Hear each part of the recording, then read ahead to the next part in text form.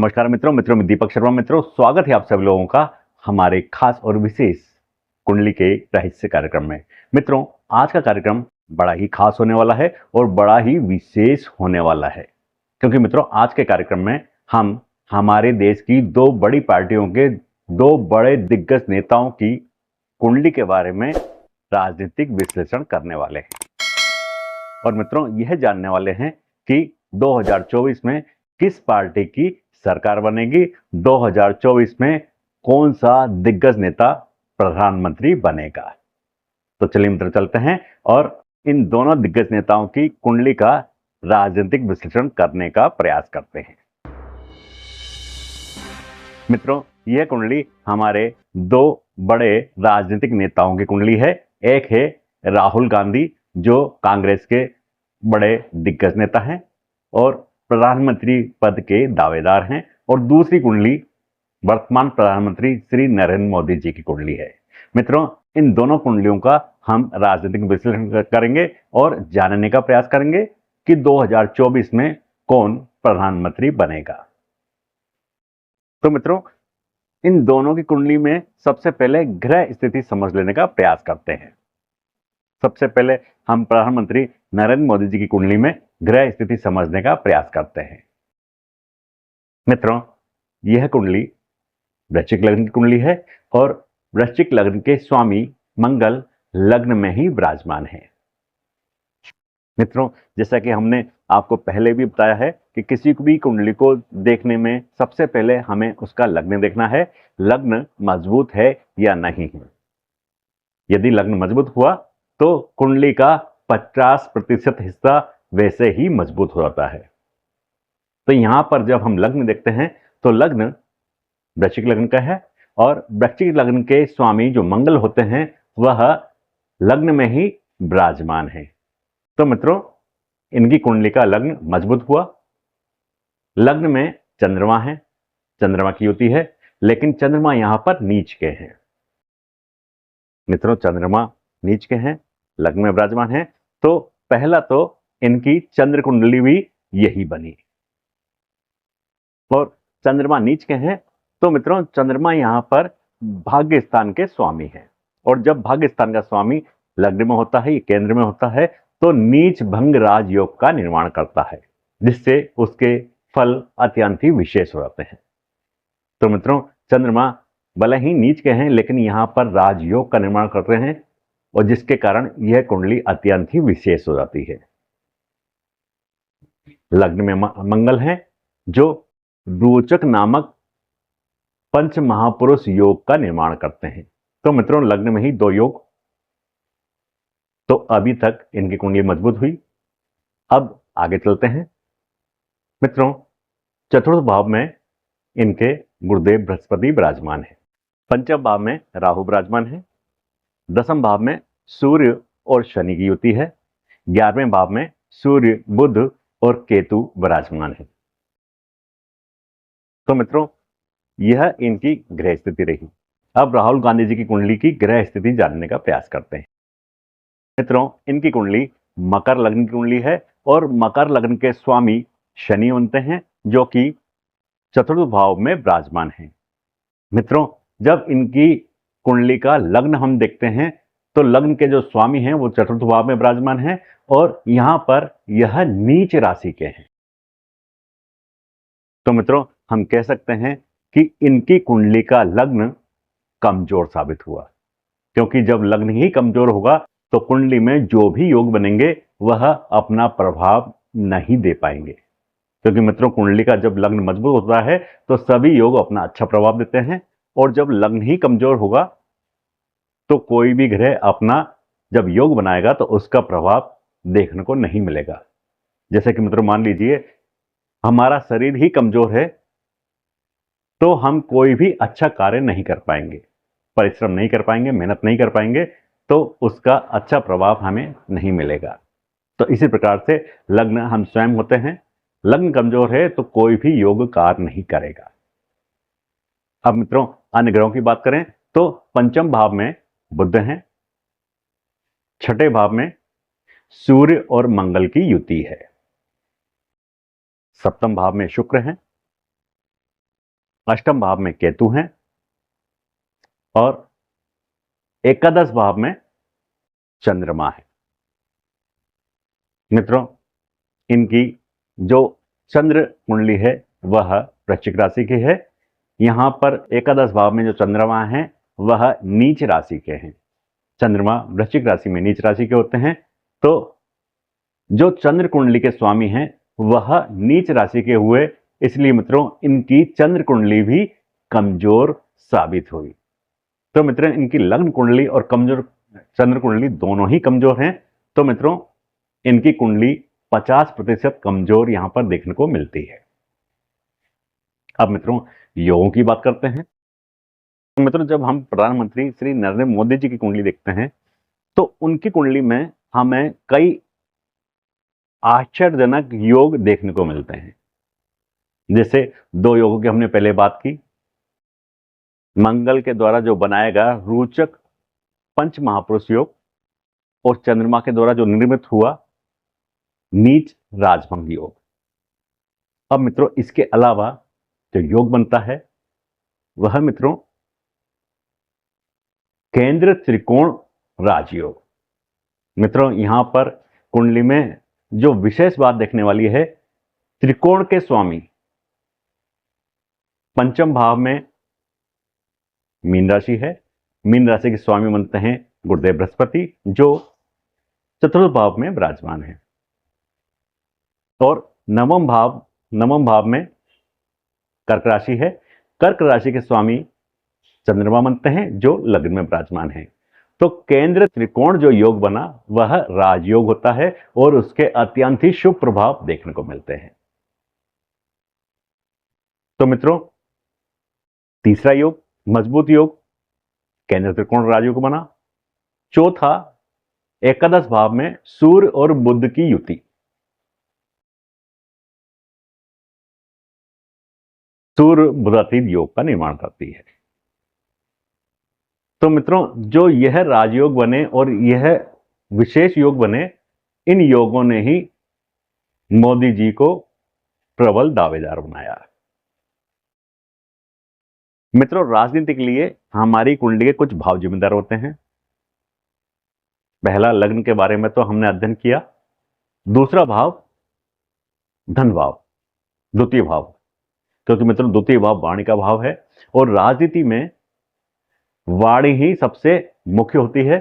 वाणी से ही आप जनता को प्रभावित करते हैं और जब आप जनता को प्रभावित कर लेंगे तो मित्रों जनता आपका समर्थन करेगी और जनता समर्थन करेगी तो आप राजनीति में सफल हो जाओगे। तो यहां पर द्वितीय भाव के स्वामी नरेंद्र मोदी जी की कुंडली में द्वितीय भाव में धनु राशि है और धनु राशि के स्वामी गुरुदेव बृहस्पति केंद्र में चतुर्थ भाव में विराजमान है। मित्रों कालपुरुष कुंडली के अंदर चतुर्थ भाव कर्क राशि का होता है और गुरुदेव बृहस्पति कर्क राशि में उच्च के होते हैं। तो यहां पर गुरुदेव बृहस्पति अच्छा प्रभाव देने वाले हैं। तो मित्रों अच्छा प्रभाव क्या हुआ, नरेंद्र मोदी जी की जो वाणी है बड़ी ही मधुर है। जब वह बोलते हैं तो तर्क संगत बोलते हैं और ऐसा बोलते हैं कि जनता उसको सुनना पसंद करती है और उनसे प्रभावित होती है। अब मित्रों राजनीति के लिए जो दूसरा भाव जिम्मेदार होता है वह होता है चतुर्थ भाव। चतुर्थ भाव जनता का भाव होता है। तो मित्रों चतुर्थ भाव में गुरुदेव बृहस्पति विराजमान है। मित्रों जब गुरुदेव बृहस्पति स्वयं चतुर्थ भाव में विराजमान है और चतुर्थ भाव में गुरुदेव बृहस्पति अच्छा प्रभाव देते हैं तो जनता ने इनको पूरा समर्थन दिया। और चतुर्थ भाव के जो स्वामी हैं, चतुर्थ भाव में कुंभ राशि है। कुंभ राशि के जो स्वामी हैं शनिदेव, वह दसम भाव में बैठकर अपने ही भाव को देखते हैं। तो मित्रों सबसे अच्छा प्रभाव कि चतुर्थ भाव के जो स्वामी हैं वह अपने ही राशि को देखते हैं तो इस भाव को प्रबल करते हैं। तो पूरा समर्थन जनता का नरेंद्र मोदी जी को मिला। अब मित्रों छठे भाव की बात करते हैं, क्योंकि छठा भाव सेवा का भाव होता है। छठे भाव में मेष राशि है और मेष राशि के स्वामी मंगल बनते हैं। नरेंद्र मोदी जी की कुंडली में मंगल लग्न में विराजमान है। तो मित्रों, छठा भाव जो सेवा का भाव है उसको विशेष रूप से प्रभावित करने वाले हैं। हमने देखा कि मोदी जी सेवा भाव में सबसे आगे रहते हैं। कई मंदिरों में देखा, कभी हमने सीमाओं पर देखा, देश की सीमाओं पर देखा, जो देश की सीमाओं पर सैनिक हैं उनके साथ दिखते हैं, मंदिरों में दान करते हैं, पूजा पाठ करते हैं। तो इनका जो सेवा भाव देखा तो वह इसी कारण से देखा कि सेवा भाव के जो स्वामी मंगल हैं वह लग्न में विराजमान है और उच्च के होकर विराजमान है, स्वयं राशि के होकर विराजमान है। अब मित्रों, राजनीति के लिए जो तीसरा भाव जिम्मेदार होता है वह होता है सप्तम भाव। तो इनकी कुंडली में सप्तम भाव में वृष राशि है और वृष राशि के स्वामी शुक्र केंद्र भाव में विराजमान है। सत्ता के स्वामी राज सत्ता के भाव में विराजमान है, जो सत्ता दिलाएंगे। तो मित्रों, यहां पर सत्ता के भाव के स्वामी शुक्र जब दसम भाव में विराजमान है तो इनको यहां पर विशेष फलों की प्राप्ति हुई और राजनीति में इनको सफलता प्राप्त हुई। अब मित्रों, चौथा जो भाव होता है राजनीति के लिए वह होता है दसम भाव। दसम भाव में शुक्र और शनि की युति है और दसम भाव में जो राशि है वह सिंह राशि है और सिंह राशि के स्वामी सूर्य एकादश भाव में इच्छाओं की पूर्ति के भाव में विराजमान है और वह कन्या राशि में विराजमान है और कन्या राशि के जो स्वामी हैं बुध, वह उनके साथ युति किए हुए हैं। तो मित्रों, यहां पर सबसे अच्छा राजयोग देखने को मिला। इनके जो राजनीति के जो मुख्य भाव हैं वह सभी भाव इनको कुछ ना कुछ यहां पर देने का प्रयास कर रहे हैं, इसलिए यह राजनीति में सफल हुआ। अब मित्रों, राहुल गांधी जी की कुंडली में भी हम यह समझ लेने का प्रयास करते हैं कि किन ग्रहों से इनको फायदा मिलने वाला है। तो मित्रों, जब हम इनकी कुंडली की बात करते हैं तो पहले लग्न के बारे में हम इनके जान चुके हैं। द्वितीय भाव की जब हम बात करते हैं, क्योंकि राजनीति के लिए सबसे मुख्य भाव द्वितीय भाव होता है, जो वाणी का भाव होता है। तो मित्रों, इनके वाणी के भाव में राहु विराजमान है और इस भाव के जो स्वामी बनते हैं वह शनि बनते हैं। शनि इनकी कुंडली में चतुर्थ भाव में नीच के होकर विराजमान है। एक तो इस भाव में राहु का बैठना, दूसरा इस भाव के स्वामी नीच होकर केंद्र में बैठना। मित्रों, यही कारण है कि इनकी वाणी अशुद्ध है। यह जब भी कोई भाषण देते हैं तो उसमें कोई ना कोई त्रुटि अवश्य रह जाती है, जिसके कारण यह मजाक का पात्र बनते हैं। मित्रों, अभी तक यह देखा गया है कि यह जनता को प्रभावित नहीं कर पाए। जो एक वाक शैली होती है, भाषण शैली होती है, जिससे नेता जनता को प्रभावित करता है, वह इनके अंदर देखने को नहीं मिली, पूर्ण रूप से देखने को नहीं मिली। अब मित्रों, आगे चलते हैं। चतुर्थ भाव राजनीति के लिए सबसे महत्वपूर्ण भाव होता है, क्योंकि यह जनता का भाव होता है और जब इनके जनता के भाव को देखते हैं तो इनके चतुर्थ भाव में शनिदेव विराजमान है और शनिदेव मेष राशि के हैं, जो कि नीच की राशि है। शनिदेव यहां पर नीच के होते हैं। तो मित्रों, जब कोई ग्रह नीच का होकर किसी भाव में बैठता है तो उस भाव के भावत्व में कमी ला देता है। तो यहां पर जनता ने इनको पूर्ण रूप से स्वीकार नहीं किया। यही कारण है कि अभी तक इन्होंने किसी विशेष पद की प्राप्ति नहीं की। जो इनका मकसद था, जो इनकी इच्छा थी भारत का प्रधानमंत्री बनने की, वह अभी तक अधूरी रही। जबकि चतुर्थ भाव में नरेंद्र मोदी जी के गुरुदेव बृहस्पति विराजमान है, जो उनको शुद्ध अच्छा प्रभाव दे रहे हैं। लेकिन जब हम इनकी तुलना करते हैं तो इनके चतुर्थ भाव में नीच के शनि विराजमान है, जिसके कारण इनको पूरा समर्थन नहीं मिला। अब मित्रों आगे बढ़ते हैं, इनके छठे भाव की बात करते हैं, कुंडली के छठे भाव की। तो इनके कुंडली के छठे भाव में सूर्य और मंगल की युति है। मित्रों सूर्य और मंगल की युति अच्छी कही जा सकती है, क्योंकि छठे भाव में जब भी पापी ग्रह विराजमान होते हैं तो अच्छा प्रभाव देने वाले होते हैं। इन्होंने प्रयास पूरे किए, अच्छा काम भी किया।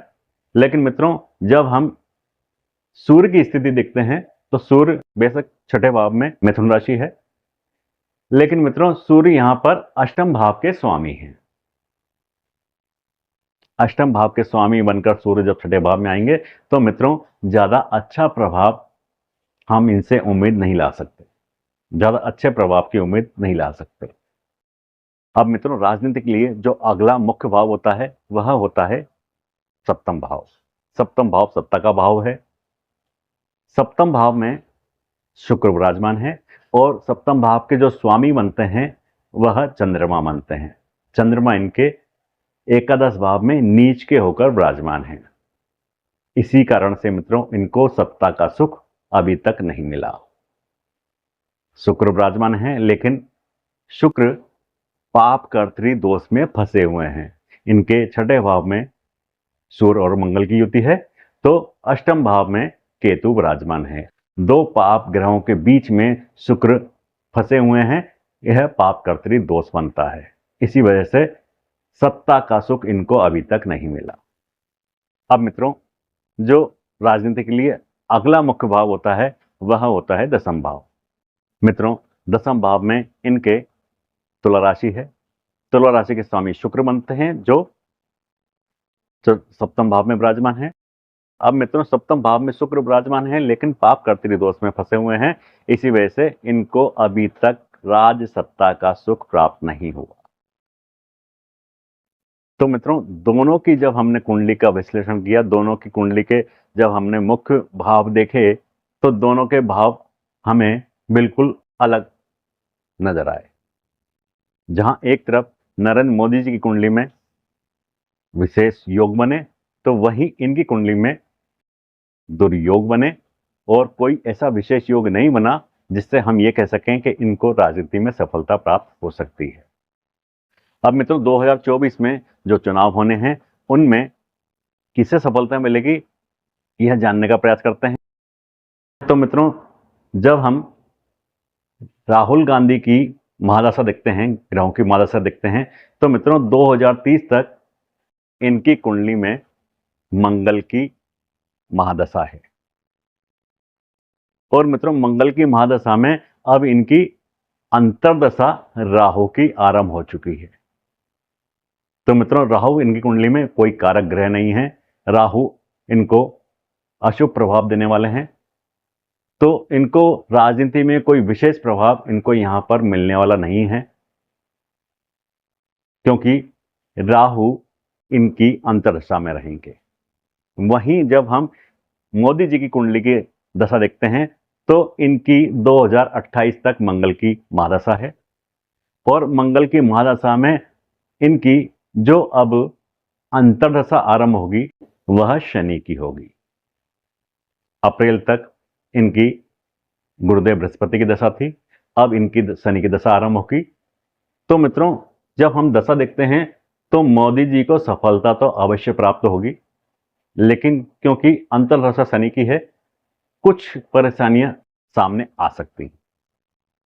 सब कुछ इतना आसान नहीं होगा, क्योंकि जो इनके विरोधी हैं वो विरोधी सामने आएंगे और कोई ना कोई समस्या इनके सामने अवश्य खड़ी करेंगे, लेकिन सफलता निश्चित रूप से इनको मिलनी है, क्योंकि इनकी कुंडली में मंगल कारक है और वहीं राहुल गांधी जी की कुंडली में मंगल अकारक है।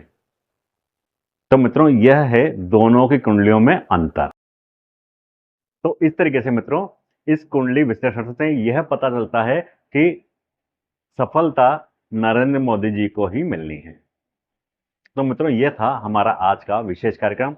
अगले कार्यक्रम में फिर एक विषय पर विस्तार से चर्चा करेंगे। तब तक के लिए मित्रों आगे दीजिए नमस्कार। जय श्री राम।